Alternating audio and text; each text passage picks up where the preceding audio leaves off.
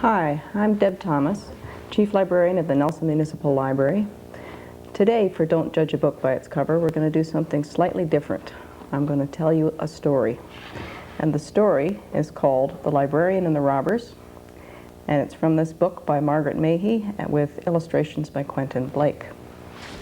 One day, Serena Laburnum, the beautiful librarian, was carried off by wicked robbers. She had just gone for a walk in the woods at the edge of town when the robbers came charging at her and carried her off. "Why are you kidnapping me?" she asked coldly. "I have no wealthy friends or relatives. Indeed, I am an orphan with no real home but the library." "That's just it," said the robber chief. "The city council will pay richly to have you restored. After all, everyone knows that the library does not work properly without you." This was especially true because Miss Laburnum had the library keys. "I think I ought to warn you," she said, "that I spent the weekend with a friend of mine who has 4 little boys. Everyone in the house had the dread disease of raging measles." "That's all right," said the robber chief, sneering a bit. "I've had them." "But I haven't," said the robber at his elbow, and the other robbers looked at Miss Laburnum uneasily. None of them had had the dread disease of the raging measles. As soon as the robber's ransom note was received by the city council, there was a lot of discussion. Everyone was anxious that things should be done in the right way. "What is it when our librarian is kidnapped?" asked a councillor. "Is it a staff expenditure, or does it come out of the cultural fund?" "The cultural committee meets in a fortnight," said the mayor. I propose we let them make a decision on this." But long before that, all the robbers, except the robber chief, had the raging measles. First of all, they became very irritable and had red, sniffy noses. "I think hot bath brings out the rash," said Miss Laburnum doubtfully. "Oh, if only I were in my library, I would be able to look up measles in my dictionary of efficient and efficacious home nursing." The robber chief looked gloomily at his gang. "Are you sure it's measles?" he said. "That's a very undignified complaint for a robber to suffer from. There are few people who are improved by spots, but for robbers they are disastrous. Would you take a spotty robber seriously?" "It is no part of a librarian's duty to take any robber seriously, spotty or otherwise," said Miss Laburnum haughtily. "And anyhow, there must be no robbing until they have got over the raging measles. They are in quarantine. After all, you don't want to be blamed for spreading measles everywhere, do you?" The robber chief groaned. "If you will allow me," said Miss Laburnum, "I will go back to my library and borrow the Dictionary of Efficient and Efficacious Home Nursing. With the help of that invaluable book, I shall try to alleviate the sufferings of your fellows. Of course, I shall only be able to take it out for a week. It is a special reference book, you see." The groaning of his fellows suffering from raging measles was more than the robber chief could stand. "All right," he said, "you can go and get that book, and we'll call off the kidnapping for the present. Just a temporary measure." In a short time, Miss Laburnum was back with several books. "A hot bath to bring out the rash," she announced, reading clearly and carefully.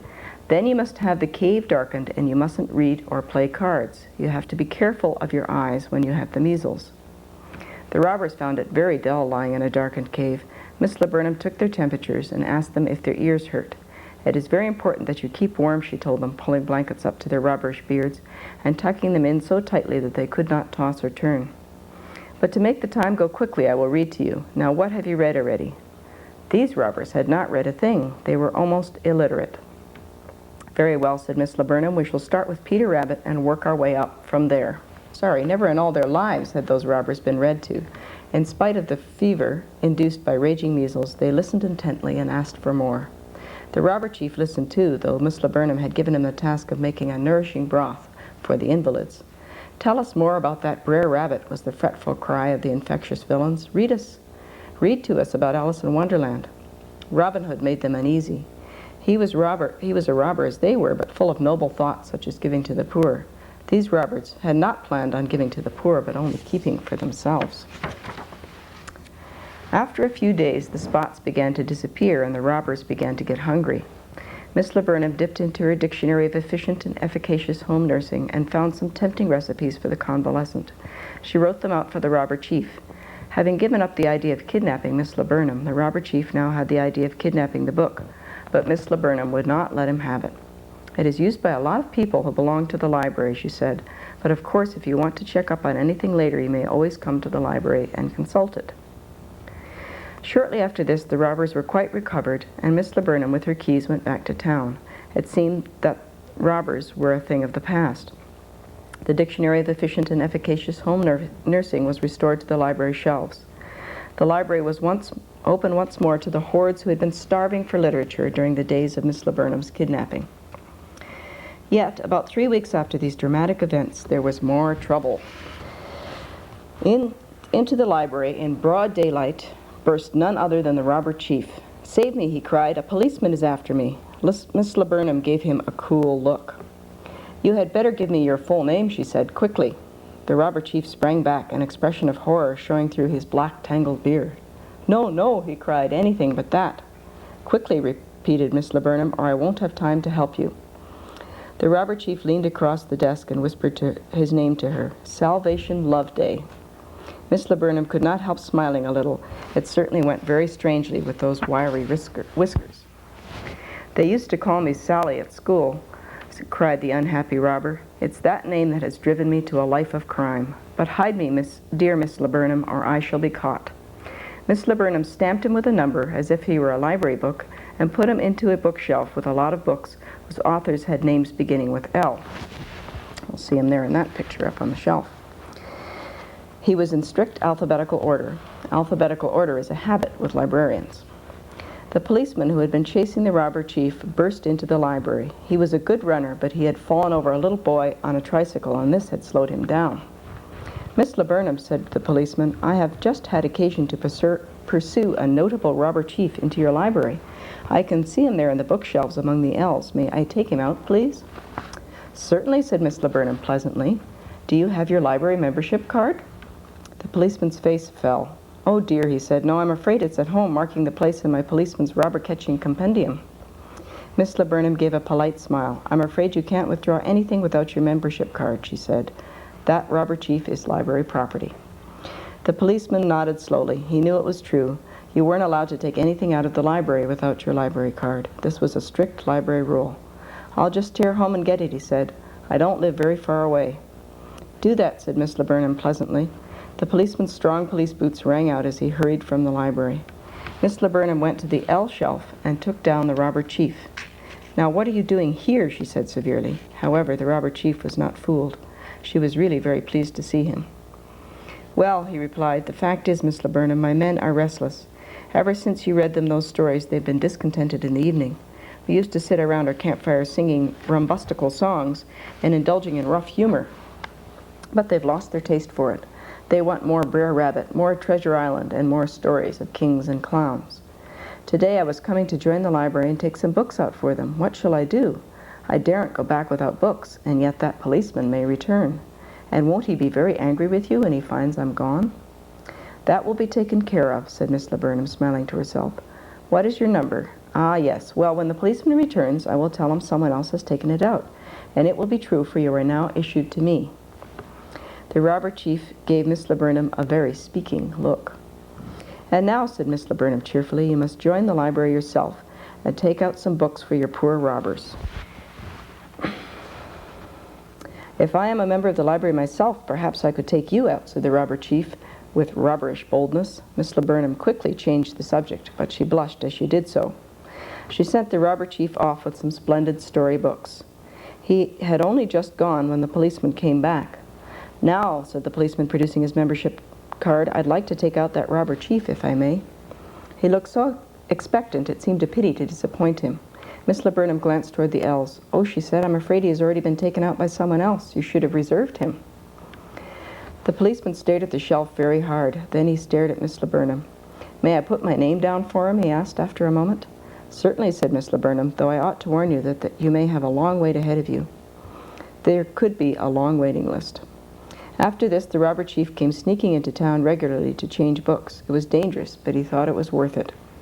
As the robbers read more and more, their culture and philosophy deepened, until they were almost the most cultural and philosophical band of robbers one could encounter. As for Miss Laburnum, there is no doubt that she was aiding and abetting robbers. Not very good behavior in a librarian, but she had her reasons. Then came the day of the terrible earthquake. Every building creaked and rattled. Out in the forest, the robbers felt it and stood aghast as trees swayed and pine cones came tumbling around them like hailstones. At last the ground was still again. The robber chief went pale. "The library," he called. "What will have happened to Miss Laburnum and the books?" Every other robber turned pale too. You never saw such a lot of pale-faced robbers at one and the same time. Quickly, they shouted, "To the rescue! To the rescue!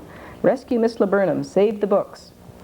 Shouting such words as these, they all ran down the road out of the forest and into the town.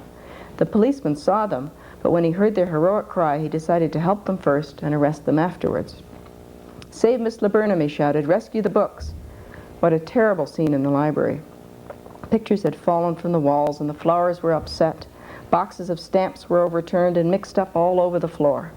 Books had fallen from their shelves like autumn leaves from their trees and lay all over the floor in helpless confusion. There was no sign of Miss Laburnum that anyone could see. Actually, Miss Laburnum had been shelving books in the old store, the shelves where they put all the battered old books.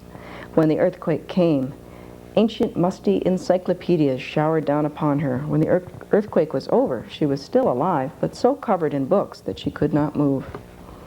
Pulverized by literature, thought Miss Laburnum, the ideal way for a librarian to die. She did not feel very pleased about it, but there was nothing she could do to save herself. Then she heard a heroic cry. "Serena, Serena Laburnum!" a voice was shouting. Someone was pulling books off her. It was the robber chief. "Salvation is a very good name for you," said Miss Laburnum faintly. Tenderly, he lifted her to her feet and dusted her down. "I came as soon as I could," he said. "Oh, Miss Laburnum, this may not be the best time to ask you, but as I am giving up a life of crime and becoming respectable, will you marry me? You need someone to lift the books off you and genuinely rescue you from time to time. It would make things so much simpler if you would marry me." "Of course I will," said Miss Laburnum simply. "After all, I did take you out with my library membership card. I must have secretly admired you for a long time." Out in the main room of the library there was great activity. Robbers and counselors, working together like brothers, were sorting the mixed-up stamps, filing the spilled cards, reshelving the fallen books. The policeman was hanging up some of the pictures. They all cheered when the robber chief appeared with Miss Laburnum, bruised but still beautiful. "Ahem," said the robber chief. "I am the happiest man alive. Miss Laburnum has promised to marry me." A great cheer went up from everyone.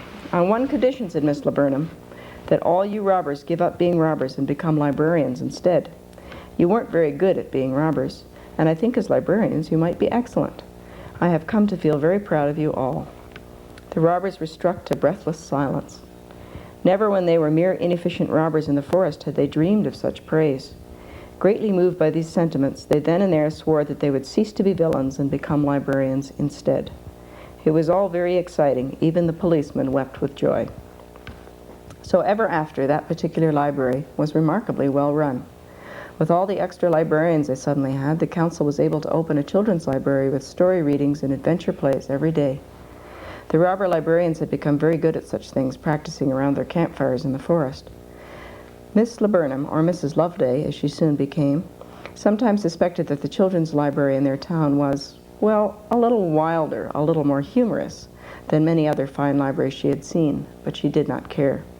She did not mind that the robber librarians all wore wiry black whiskers still, nor that they took down all the signs saying silence and no talking in the library. Perhaps she herself was more of a robber at heart than anyone ever suspected. Except, of course, robber chief and first library assistant, Salvation Loveday, and he did not tell anyone. And that's the end of the story. Before I go today, I want to talk a little bit about a week that's coming up at the beginning of March, Freedom to Read Week. This is a week that talks about and brings to public attention that censorship still exists, and many fine Canadian works have been among those censored by school boards and library boards. And I want to show you some examples here.